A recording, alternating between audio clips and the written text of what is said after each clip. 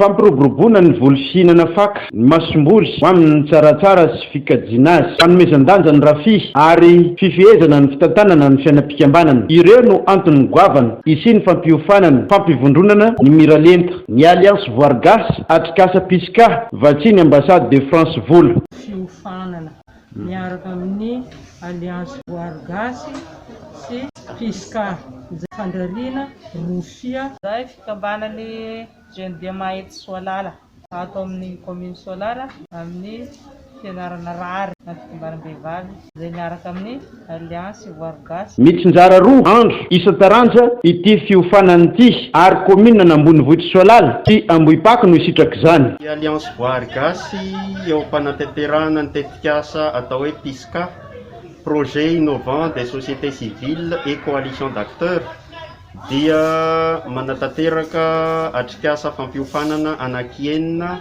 de telo eto Soalala, telo any Ambohipaky.